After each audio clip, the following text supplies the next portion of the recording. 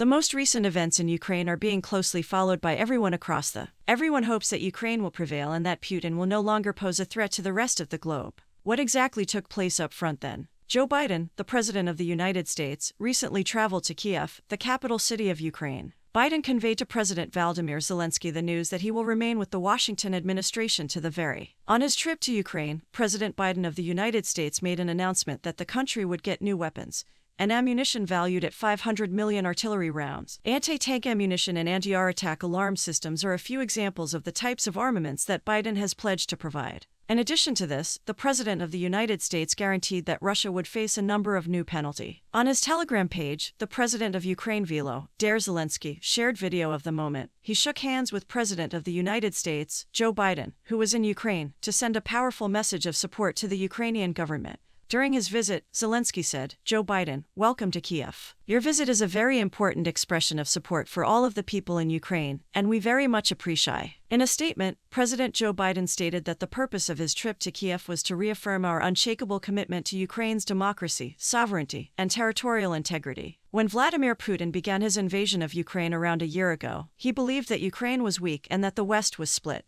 He imagined that he could outlive all of us, yet he was very much in. Biden stated that the Ukrainian people had made a lot of sacrifices and paid a high price. He continued by saying, "We realize that we have challenging days, weeks, and years ahead of us." Sirens heard in Kiev because of safety concerns. Biden's visit was a closely guarded secret. Sirens could be heard throughout Kiev as the two leaders were leaving St. Michael's. On the other hand, there was no information regarding a missile or an aerial assault that was launched against the city. There were restrictions placed on the use of many of Kiev's streets in December. Zelensky also made an unexpected trip to Washington where he pleaded with Congress of the United States to increase the amount of military assistance that is provided to his nation. Zelensky, we are stronger. On the other hand, Ukrainian President Volodymyr Zelensky granted an interview to many of the most influential publications in Italy, including Corriere della Sera La Repubblica and Il Sole 24, Oregon. The Russians are making preparations for a major assault. How do you intend to behave? In response, Zelensky stated this week, "It is possible that we will have to cope with Russia's retaliatory onslaught. There have been rumors of an impending assault. Tensions are high, but some regions of Ukraine have been living in this environment since 2014. The Russians are not as powerful as they were a year ago, and we have become more powerful. As a result, they do not have the same level of motivation as our soldiers either. We are battling for the country that we call. In the event that we lose everything, our families, our land, and our home will be gone, we anticipate that this conflict will be over quickly and we will emerge. Victorious Bakhmut is not Hong Kong." In response to a follower who questioned whether or not it was worthwhile to put up a fight in Bakhmut, Zelensky said, "We can't look at Bakhmut as if it were Hong Kong. Everything is in shambles. The way you approach it is what determines whether or not it is strategic. There isn't a major city here. Rather, all of the locations are considered to be minor towns. It is not a question of whether or not to give the order for the armed troops to remain in the city. Rather, it is a question regarding our own lands. There the Russians are aware that if they are successful in taking Bakhmut, they will be able to access Slavik and Kramatorsk more. Tok, which is located in eastern Ukraine, is one of the major cities that is the primary target. The Russians are making progress toward the larger cities by capturing smaller cities like Bakhmut, which brings them that much closer to those cities. I am not suggesting that the inhabitants of Kramatorsk are more significant than those of Bakhmut.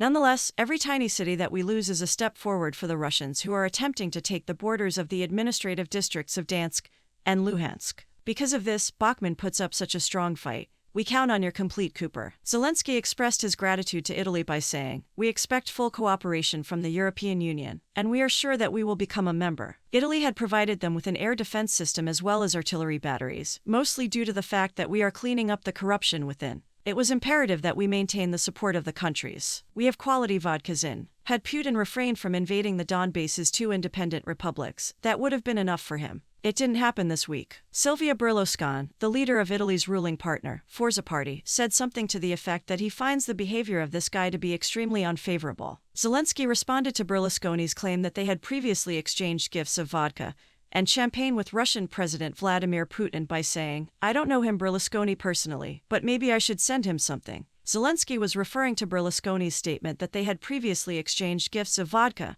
and with each other. Does he enjoy vodka Ukraine? There are some excellent vodkas in. In an interview with the TG1 channel of the Italian state television Rai, Zelensky responded to the topic of whether or not they feared a new strike from Russia. He stated in the affirmative, "The conflict still exists today despite the fact that the conflict between Russia and Ukraine is taking place in multiple locations. At the same time, numerous fresh developments are taking place concurrent. The Russian invaders continue to suffer setbacks and casualties, as is evidenced by the reports coming from the regions where the fighting is intensifying more and more. Assault with the drone in Bakhmut and the Crimea. Recent occurrences in Bakhmut and on the Crimean Peninsula are evidence of this fact. Bakhmut served as the location of a successful and stealthy ambush of Russian military person. At the same time, drones operated by the Ukrainian government commenced an attack on the Crimean Peninsula. The strength of the Ukrainian army continues to improve with each passing day, and the level of hostilities continues to escalate. Let's take a look at how things have been progressing in Bakhmut and on the Crimean Peninsula. U.S. Army shares Russian soldiers' locations with Ukraine instant. After the Russian invaders made false announcements that they had conquered Bakhmut, the level of fighting that was taking place in Bakhmut grew in intensity. The Ukrainian army increased its presence in Bakhmut by sending more courageous soldiers who were outfitted with the most modern equipment and weapons. This is due to the fact that Zelensky, the leader of the Ukrainians, regarded Bakhmut as a fortress during the Russian military is making feeble and fruitless attempts on the Ukrainian army. In an effort to take control of Bakhmut, the Ukrainian military is determined to hold on to the citadel. The other day, some inept Russian officers attempted to use a brand new offensive system in Bakhmut, yet they were unsuccessful once more because the Ukrainian army was privy to All-Inform, the largest unmanned aerial vehicle in Ukraine that offers an advantage. The Russian invaders attempted to carry out their assaults on several sites within Bakhmut in groups of 10, in an effort to make the most efficient use of their dwindling number of soldiers. The plan was for around 5 groups of 10 people each to stealthily approach the Ukrainian positions. Nevertheless, a fact that they had not taken into consideration was looming over their heads: unmanned aerial vehicles from the Ukraine. Please, the fate of the war changed in Ukraine during the conflict. Ukraine and Turkey struck a significant agreement with the company Bayraktar, which is known for manufacturing the most advanced unmanned aerial vehicles in the world, has made a significant purchase of UAVs. The Ukraine was the recipient of certain unmanned aerial vehicles that were given by Bayraktar. The Ukrainian government was pleased with this action, and as a result, Bayraktar and the Ukrainian government created a drone factory. The unmanned aerial vehicles UAVs that this plant in Ukraine manufactured were quite successful for the country of Ukraine. Russia is a country that possesses a significant amount of armored vehicles, planes, and naval vessels. The attempt by Putin to attack Ukraine utilizing these weapons was unsuccessful because its purpose rather than its dimensions is the critical aspect to consider. In the Russian city of Bakhmut, he had another opportunity to observe this reality. The bomb that dropped from the sky was responsible for the deaths of all of the Russian soldiers who had attacked in order to seize the city. This was likewise the destiny that befell the Russian tanks and armored vehicles. They all went up in flames one by one. The technological advancements made in Turkey ultimately determine the course of events in. Losses of Russia affect soldiers' psychology negatively. Even the most courageous troops who rush into battle are afraid they may be killed. The Russian military personnel's fear of death is getting worse by the day. This widespread dread is having an impact on how the conflict is being. The Russian soldiers who are suffering from psychological issues are having an impact on the overall direction of the conflict. It's not hard to figure out what's making Russian soldiers more afraid of one another. It is common knowledge at this point that Russia cannot win this war in Ukraine. The Russian military is consistently suffering casual. Since the beginning of the conflict, it has been almost a full calendar year, and Russia has not attained any of its objectives. Russian soldiers don't want to die in a losing battle. A year has passed since Putin's prediction that the war would only last a few days. Because of this, the Russian soldiers are quite dissatisfied. The Russian army is nowhere near Kiev. It hasn't even arrived. The Russian soldiers were forced to retreat east of the Dnipro River, and they are aware that they will soon be forced to retreat in their entirety. Russian soldiers do not want to perish in a losing battle. The soldiers insist that they wish to return home, but the leaders won't let them since they won't accept their withdrawal because the leadership in Kremlin wants to drag out this conflict for as long as possible. Putin does not accept. Thousands of soldiers die in vain. The Russian military has just come to the conclusion that the main reason they are fighting is to further Putin's political aspirations. They have been left in a state of immense psychological destruction as a result of this because they came to the conclusion that the deaths of their fellow troops had been in.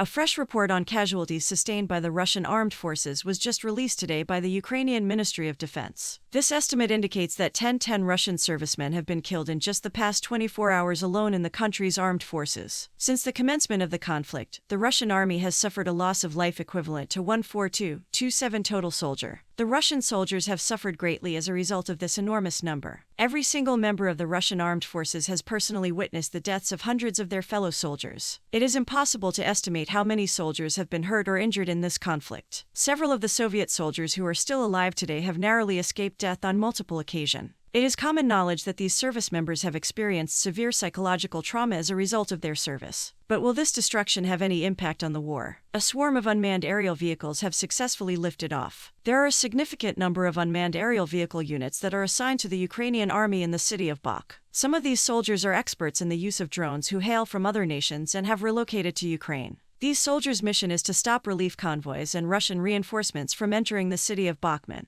Their primary objective is to protect the population from harm. Unmanned aerial vehicles are just as effective as tanks and howitzers, but they are much more manageable due to their size and port, and they can launch an attack on the target area right away. This has occurred during the past day and a half. The Russian convoy was destroyed by the coordinated actions of hundreds of drones piloted by Ukrainians and launched from the city of Bakhmut. The footage of the Ukrainian soldier quickly gained widespread attention. The footage that was uploaded on social media quickly garnered the attention of millions of users in a short period of time. The Ukrainian soldier shown in the video is the only one in the trench, but he is able to successfully stop the advance of the Russian troops. The Ukrainian army drew its gun from the trench and used military missiles and grenades to stop the approach of the Ukrainian soldiers.